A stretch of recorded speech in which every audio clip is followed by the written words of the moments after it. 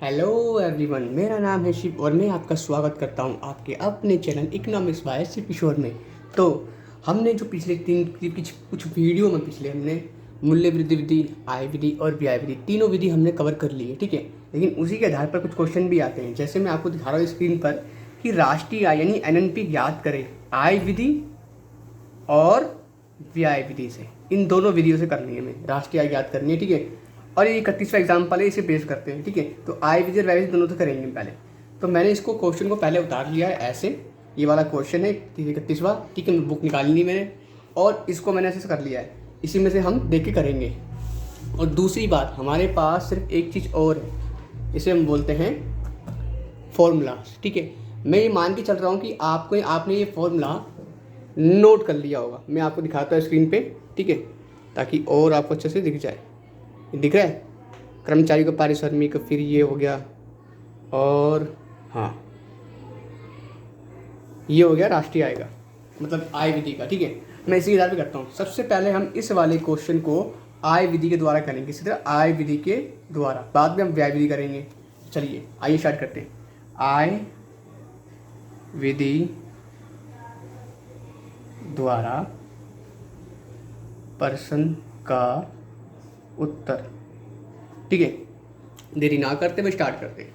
सबसे पहले हमारे पास देखिए यहाँ पर क्या दे रखा है, यहाँ पर दे रखा है क्वेश्चन के अंदर कि आय विधि से हम सबसे पहले क्या निकालते हैं, NDP@FC निकालते हैं, ये तो आपको पता ही है, ठीक है। तो हम आय विधि से सबसे क्या निकालेंगे, NDP@FC। तो देखिए सबसे पहले आता है कर्मचारियों का पारिश्रमिक, कर्मचारियों का पारिश्रमिक, ठीक है, प्लस यहाँ पर आता है परिचालन अधिशेष, ठीक है। और यहाँ पर आएगा मिश्रित आय,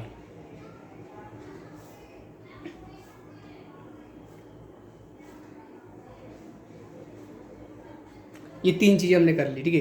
इन तीनों को ऐड करने पर ही हमें क्या मिलेगा। अब यहाँ पर क्वेश्चन देख ले, पहले तक कर्मचारियों का पारिश्रमिक, यहाँ पर कर्मचारियों का पारिश्रमिक दे रखा है, कर्मचारियों का पारिश्रमिक दे रखा है 250।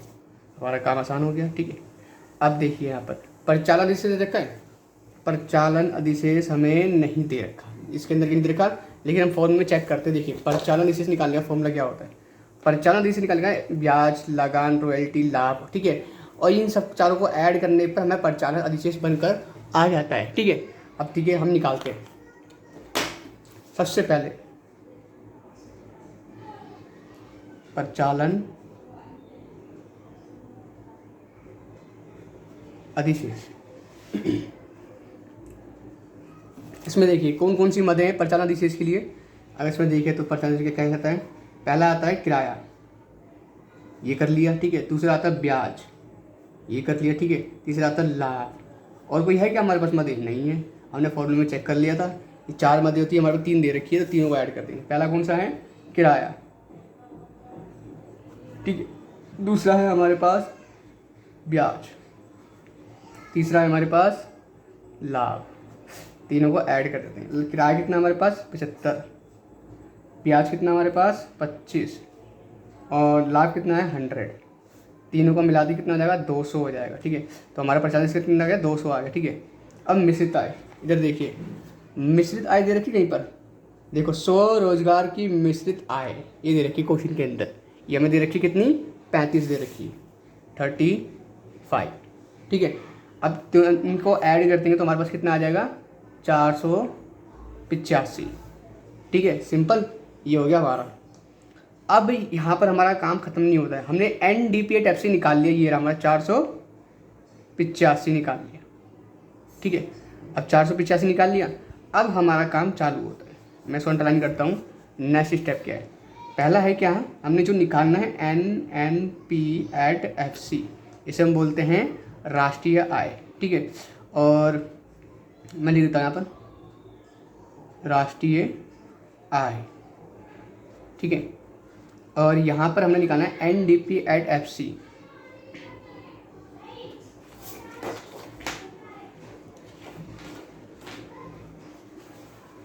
फॉर्मूले में देखा जाए तो NDP/FC को क्या बोलते हैं?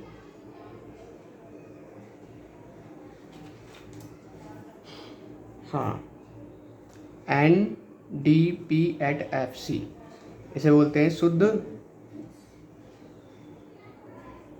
घरेलू उत्पाद। शुद्ध घरेलू उत्पाद बोलते हैं। ये समझ में आया आपके? ठीक है, तो इसमें देखते हैं। सबसे पहले अब देखिए, हमारे पास एक चीज़ और होनी चाहिए, वो है ये एक 3 हथियार। इसके बिना तो हमारा आगे वाला क्वेश्चन हो ही नहीं सकता।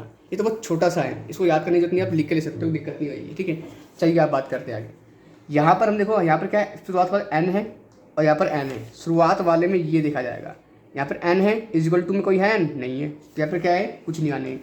तो यहाँ पर इसको शॉर्ट कर लेता हूँ, यहाँ पे कर लेता हूँ थोड़ा छोटा सा और NNP/FC और NDP/FC। n और n कुछ नहीं आएगा, ND देखो दूसरे वाले पे आते हैं, n equal to D, n equal to D, बीच वाला ले लिया हमने। ठीक है, n इजिकल टू डी, तो क्या आएगा प्लस का NFIA। ठीक है, अब यहाँ पे FC सिंपल, कोई रूल नहीं है इसका। ठीक है, तो यहाँ पर हमारा काम हो जाता है। अरे यार पेज हट जाओ। ठीक है, अब देखिए यहाँ पर कितना हमारे पास NDP/FC कितना निकला था हमारा, 485 निकला था। और NFIA इसे बोलते हैं विदेशों से प्राप्त शुद्ध साधन आय। देखो विदेशों से शुद्ध साधन आय कितना है, -5। ये डायरेक्ट दे रखा है हमें, तो क्या है -5, प्लस तो आएगा ही, इस रूल का है, लेकिन इसकी संख्या ऑलरेडी अपने माइनस में ही है। तो यहाँ पर क्या माइनस प्लस कितना होता है, माइनस ही होता है। 485 - 5 तो कितना आ जाएगा हमारे पास, 480। तो ये हमारा क्या निकल के आ गया, आंसर निकल कर आ गया। ठीक है, अब चलो इसी क्वेश्चन को हम व्याय विधि से कर लेते हैं। ठीक है, ज़्यादा पेज ना खराब करते हुए इन चालू कर देते हैं।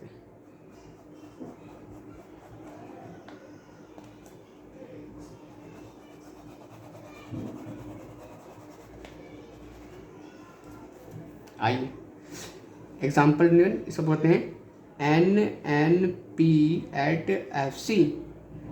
ठीक है, व्याय विधि द्वारा। ठीक है, NNP/FC व्याय विधि द्वारा करने इसमें क्वेश्चन को, इसी वाले क्वेश्चन को हम कर रहे हैं एग्जाम्पल 31 को। अब देखिए, अब व्याय विधि का फॉर्मूला क्या होता है, ये देखिए मैं आपको दिखा देता हूँ। ये रहा व्याय विधि का फॉर्मूला, ये आपको दिख रहा होगा फिर स्क्रीन पे। तो इसमें क्या है, हमें ये चीज़ें ऐड करनी पड़ रही है। तो व्याय विधि को मैंने ऐसे करना है, मैं मान के चल रहा हूँ कि आपने इसे नोट करके रखा होगा और आप इसे आराम से सामने रख के कर रहे होंगे। मैं ये मान चल रहा हूँ कि मैं इसी का इस्तेमाल कर रहा हूँ करने के लिए। चलिए फॉर्मूला पुट करते हैं। सबसे पहले आता है GDP/MP। ठीक है, पहला आता है अंतिम उपभोग व्यय, इसको हम ब्रैकेट कर लेते हैं, वो ना मिक्स हो जाएगा ऊपर वाले में। ठीक है, इसको भी कर लेते हैं और यहाँ पे का प्लस करते हैं, सकल घरेलू पूंजी निर्माण, इसको भी ब्रैकेट कर लेते हैं।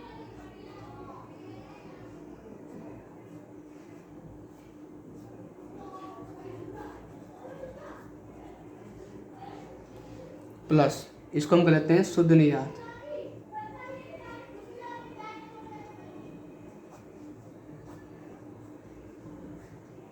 देखिए अब हम क्वेश्चन पे आते हैं, ये ऊपर वाला छोड़ दीजिए, तो हो गया हमारा आय विधि से। अब व्यय विधि से कर रहे हैं इसके अंदर। देखिए अब देखते हैं इसमें क्या क्या चीज़ें। अंतिम भोग व्यय दे रखा है इसके अंदर, अंतिम भोग व्यय दे रखा है, लेकिन क्या है निजी और सरकारी क्या अलग अलग दे रखा है इसको, तो इसको निकालना है। सरकार सकल घरेलू पूंजी निर्माण दे रखा है, सकल घरेलू स्थिर पूंजी निर्माण, देखो स्थिर दे रखा है इसके अंदर, ये क्या देखा है, स्थिर दे रखा है, दिख रहा है आपको, ये स्थिर दे रखा है। इसको हमें सकल घरेलू पूंजी निर्माण बनाना है, इसको हटाना है, इसको हटाने का ही फॉर्मूला है। शुद्ध निर्यात दे रखा है, निर्यात नहीं दे रखा, लेकिन यहाँ पर दीज निकालनी है। चलिए आइए बात करते हैं स्टार्ट।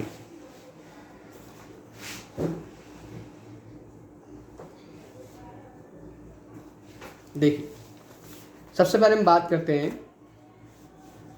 फर्स्ट वाले की।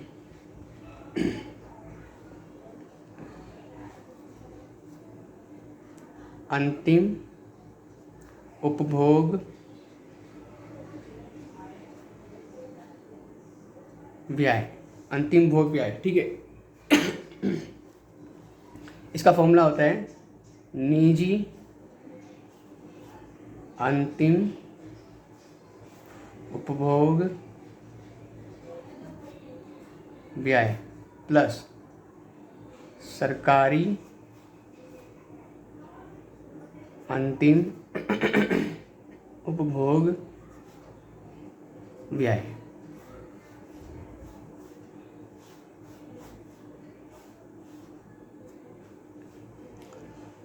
ये हो गया हमारे पास।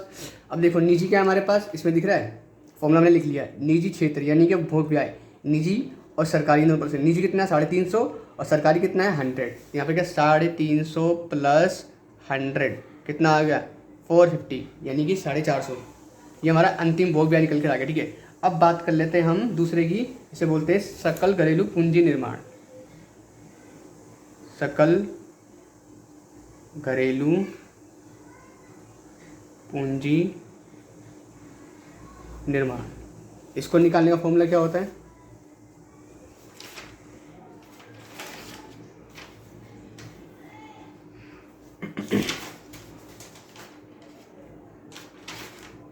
देखिए मैं आपको दिखाता हूँ। सकल घरेलू पूंजी निर्माण निकालना, सकल घरेलू स्थायी पूंजी निर्माण, ठीक है। प्लस में क्या है स्टॉक में परिवर्तन, ये चीज़ करनी है हमें। ये हमारा फॉर्मूला लिखा हुआ था, ये आपको मैंने दिखा दिया था यहाँ पर। ये हो गया, इसको निकालना है बस।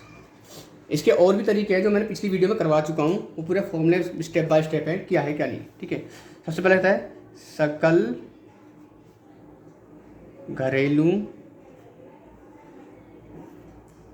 स्थिर पूंजी निर्माण प्लस सकल घरेलू स्थिर पूंजी निर्माण प्लस हो गया, और इसके बाद आएगा स्टॉक में परिवर्तन, ठीक है। इस वाले में डेफिनेशन भी दे रखा है, देखो यहाँ पर क्या है स्थिर पूंजी का उपभोग, लेकिन क्या हम इस वाले को नहीं लेंगे, क्योंकि इस वाले क्वेश्चन में पहला ही क्वेश्चन ऐसा है जिसके अंदर स्थिर पूंजी के उपभोग को नहीं लेंगे, क्योंकि इतना ही इसमें डिपेंड है।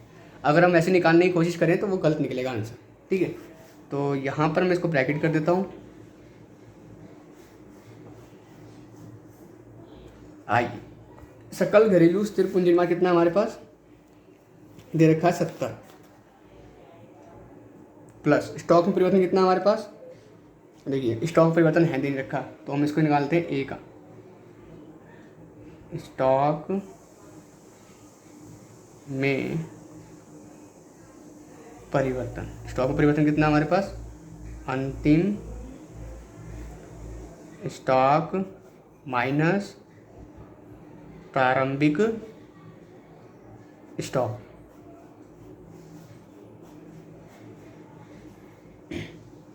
कितना है स्टॉक परिवर्तन, देखिए यहाँ पर अंतिम कितना, अंतिम स्टॉक है हमारे पास 25 कर लिया, माइनस प्रारंभिक स्टॉक, प्रारंभिक स्टॉक कितना हमारे पास 15, तो कितना आ जाएगा हमारे पास, आ जाएगा 10, ठीक है। 10 आ गया, तो हम यहाँ पर कर लेंगे 10, तो हमारे पास सकल घरेलू पूंजी निर्माण निकल कर आ गया। कितना निकल के आ गया, दोनों का ऐड करने पे 80। अब इस 80 को यहाँ पर हम पुट कर देंगे, कहाँ पर, अभी पुट नहीं करना, ठीक है। ये निकल कर आ गया। अब तीसरी वाली बात कर लेते हैं, शुद्ध निर्यात से बोलते हैं, शुद्ध निर्यात। इसका फॉर्मूला होता है निर्यात माइनस आयात, इसको हम ब्रैकेट कर लेते हैं हम, ठीक है। निर्यात माइनस, निर्यात कितना हमारे पास, देखिए निर्यात दे रखा है हमें 10 दे रखा है, ठीक है 10 कर लेंगे। फिर माइनस आयात, आयात दे रखा है हमारे पास, आयात दे रखा है 20, तो इसको 10 में से 20 जाएंगे तो कितना, जब माइनस का 10 बचेगा, ठीक है। तो हमें क्या है माइनस का 10 कर लिया। अब बात कर लेते हैं, देखो हमने निकाल लिया यहाँ पर यहाँ तक सारे स्टेप्स, ठीक है। अब करते हैं अगला काम, देखिए मैं इसको 2 भाग में कर लेता हूँ। GDP at MP, तो यहाँ पर क्या है अंतिम उपभोग व्यय, ठीक है, प्लस सकल घरेलू पूंजी निर्माण प्लस शुद्ध निर्यात, ठीक है। ये हो गया हमारे पास फॉर्मूला। अब जो हमने वैल्यू पुट कर लेती निकाल लेती। अब देखो निजी अंतिम भोग व्यय कितना हमारे पास 450, ठीक है, प्लस सकल घरेलू पूंजी निर्माण कितना हमारे पास 80 कर लिया, प्लस शुद्ध निर्यात कितना हमारे पास -10। तो कितना आ जाएगा हमारे पास, इसको हम काट पीट के निकालेंगे तो हमारा आ जाएगा करते हैं चलो 70, और यहाँ पर हमने कर लिया। चलो मैं यहाँ कैलकुलेशन कर लेता हूँ। 50 0 130 माइनस 120, ये हो गया 400,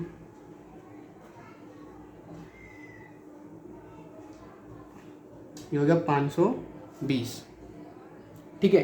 अब ये 520 हो गया। देखिए अब करते हैं अगला स्टेप। ये तो निकल कर आ गया हमारे पास, इसको अंडरलाइन कर देते हैं। अब करते हैं अगला स्टेप। इसे हमें क्या निकालना था क्वेश्चन के अंदर, हमें निकालना था एनएनपी फैक्टर कॉस्ट। जो हमें निकालना है वो पहले पुट कर लेंगे। एनएनपी फैक्टर कॉस्ट निकालना है, इसे हम बोलते हैं राष्ट्रीय आय, और राष्ट्रीय आय बोलते हैं, ठीक है। हमने क्या ले रखा है, क्या निकाला हमने, NDP एट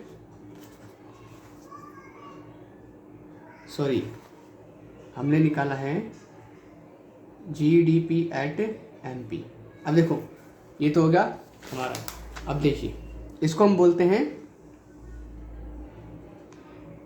घरेलू आय।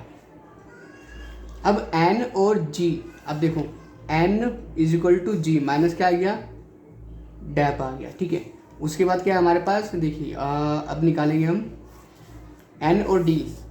N = D प्लस का NFIA प्लस का NFIA। अगर आपको ये चीज़ समझ में ना आ रही तो आप मेरे से पूछ सकते हो कमेंट में, मैं आपको बता सकता हूँ। उसके बाद क्या है FC और MP। FC = MP कितना, माइनस का नेट, जो यहाँ पर साइन के साथ है वही हमें करना है। GDP एट MP कितना हमारे पास 520 माइनस डेप्रिसिएशन कितना, देखो क्वेश्चन में देख लेते हैं। क्वेश्चन में देख लेते हैं डेप्रिसिएशन कितना है हमारे पास, दे रखा है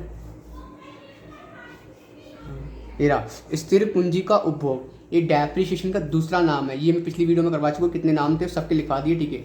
यहाँ पर कितना है 10 आ गया, ठीक है, प्लस NFIA कितना है, विदेशों से शुद्ध साधन आ गया -5, ठीक है। उसके बाद क्या है नेट, माइनस का नेट यानी शुद्ध अप्रत्यक्ष कर, देखो शुद्ध अप्रत्यक्ष कर इसे बोलते हैं हम नेट, NIT। तो कितना है 25 माइनस का 25, तो 520 कितना हो गया -10 -5 माइनस प्लस माइनस होता है, फिर -25 कितना हो गया 520 माइनस ये हो गया 35 25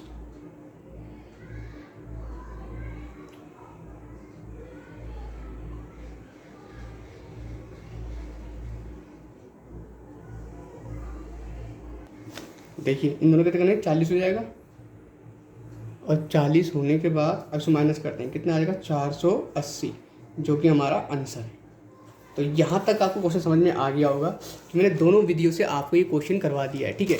स्टार्टिंग में कोई दिखाता हूँ कि ये वाला पेज क्या है, ये करा है, और फिर उसके बाद हमने किया है ये वाला पेज, ठीक है। तो हमारे दोनों तरीक़ों से 480 और 480 हमारा आंसर निकल कर आ गया है, ठीक है। मैं आपसे विदा लेता हूँ, मिलता हूँ नेक्स्ट वीडियो में। हेलो गाइस, तो मैं आपसे दूसरे क्वेश्चन पे आया हूँ, जो एग्जाम्पल नंबर 33 है, ठीक है। ये वो क्वेश्चन करा रहा हूँ जो एग्जाम में आ चुके हैं, वो वाले क्वेश्चन करा रहा हूँ, वो क्वेश्चन नहीं करा रहा जो नहीं आए, ठीक है। अब जो नहीं आए तो वो तो नहीं आए, अब जो आए वो तो कर ले, तो बार बार रिपीट हो सकते हैं क्वेश्चन में। तो हमने जो क्वेश्चन करा है वो एग्जाम्पल 33 है। इसमें देखिए आय विधि द्वारा तथा व्यय विधि से राष्ट्रीय आय ज्ञात कीजिए, यानी एनएनपीएट फैक्टर को हमें निकालना है इन दोनों विधियों से, और ये हमें मद दे रखी है। ठीक है, हम इन्हीं मदों का इस्तेमाल करेंगे, और मैंने ये क्वेश्चन बुक में से उतारा है, नोट कर लिया है। ठीक है, आप भी इसे नोट कर लीजिए, आपको आसानी होगी, या फिर फोकस कर सकते हैं। और एक मैंने ये फॉर्मूला बनाया है, ये वाला, ये आपको दिखा चुका हूँ पिछली वीडियो में। ठीक है, तो यहाँ पर चले आइए देखते हैं। सबसे पहले मैं इसे साइड कर लेता हूँ, यहाँ रखता हूँ। आय विधि द्वारा, आय विधि द्वारा NNP@FC। ठीक है, सबसे पहले फॉर्मूला सूत्र की बात कर लें। आय विधि का फॉर्मूला क्या होता है? देखिए, आय विधि का फॉर्मूला ये वाला है, ये आपको दिख रहा होगा कि मैंने क्या कर रखा है। अब इसी का मैं इस्तेमाल करके कर रहा हूँ। आय विधि का फॉर्मूला लिखा पहले यहाँ पर NDP@FC। सबसे पहले आता है कर्मचारियों का पारिश्रमिक, कर्मचारियों का पारिश्रमिक प्लस परिचालन अधिशेष प्लस इसमें क्या है, मिश्रित आय। ये आपको दिख गया होगा कि मैंने 3 चीज़ें लिख दी हैं। इसको करता हूँ ब्रैकेट बंद, वरना ऊपर वाला नीचे वाला मिक्स हो जाएगा।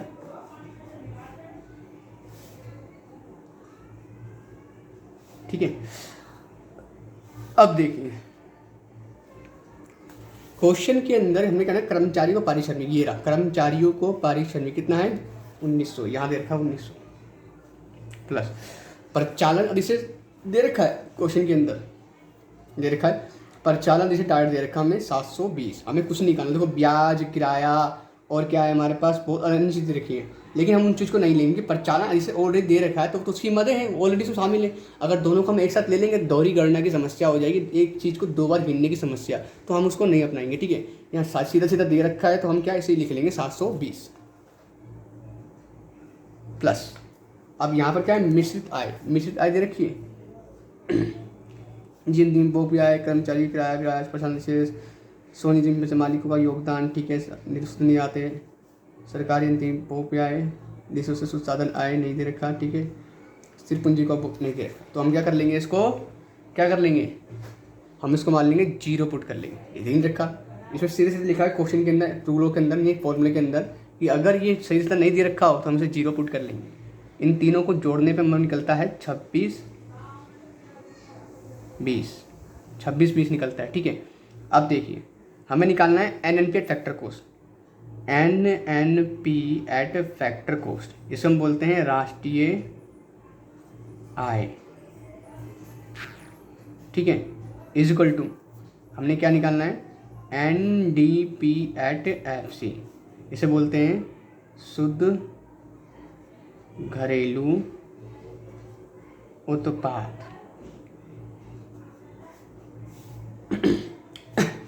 तो देखिए N और N, यहाँ पर कोई रूल है पहले वाले में, NN वाला नहीं, NGN है फिर NGA, तो इन दोनों में कोई रोल है नहीं, तो हम इसे कट कर लेंगे, कुछ नहीं करना। N और D यहाँ पर दिख रहा है N is equal to D, दूसरे वाले देखें N is equal to D, ये आ गया N is equal to D plus का NFI, प्लस का निशान लगाएंगे और NFIA कर देंगे। ठीक है, ये हो गया।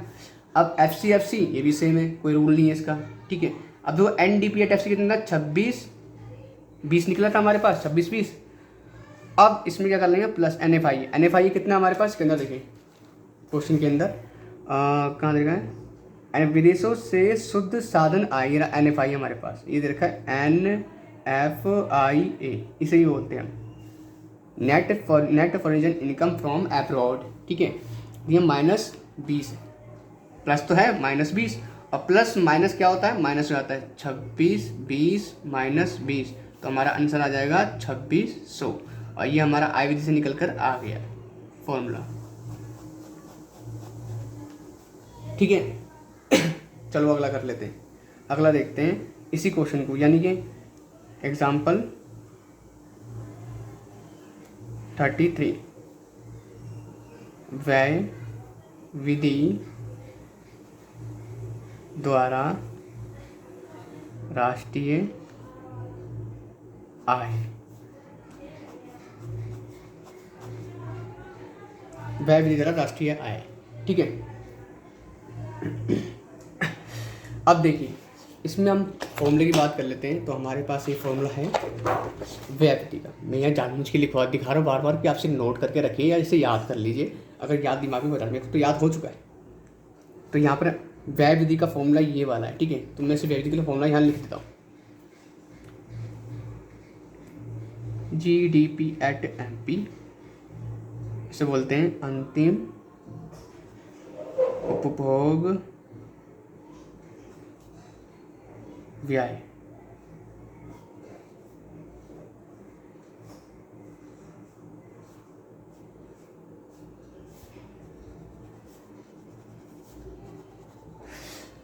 अंतिम उपभोग व्यय प्लस सकल घरेलू पूंजी निर्माण प्लस, अब लिखते हैं शुद्ध निर्यात।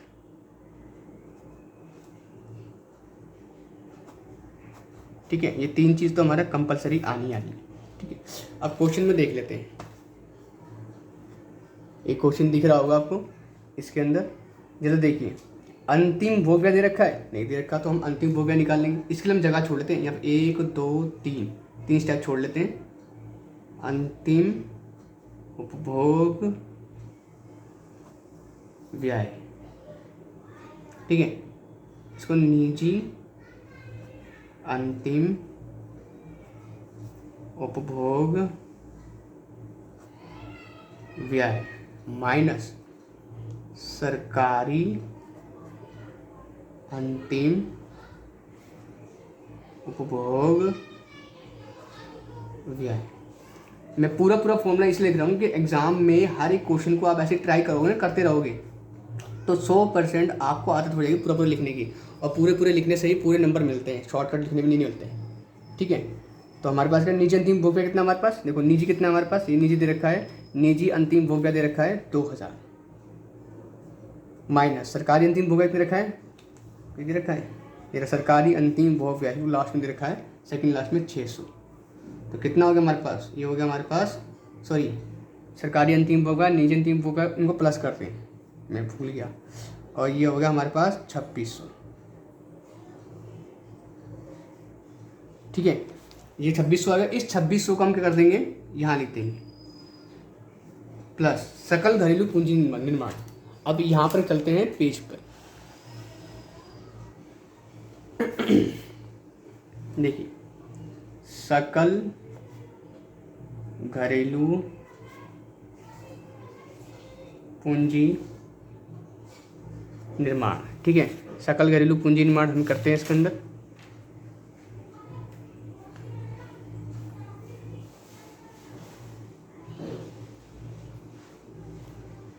क्वेश्चन के अंदर क्या दे रखा है हमें, देखिए सकल घरेलू पूंजी निर्माण दे रखा है हमें, सकल घरेलू पूंजी निर्माण हमें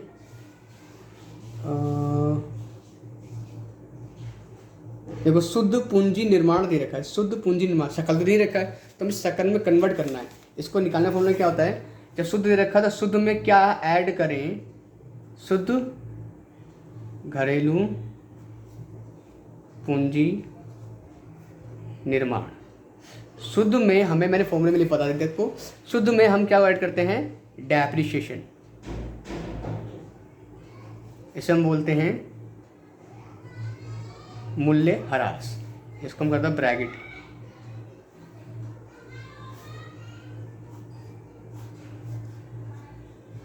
ठीक है, शुद्ध घरेलू पूंजी निर्माण कितना है हमारे पास, इसमें देखिए शुद्ध पूंजी निर्माण कितना रखा है 400 प्लस डेप्रिसिएशन कितना हमारे पास,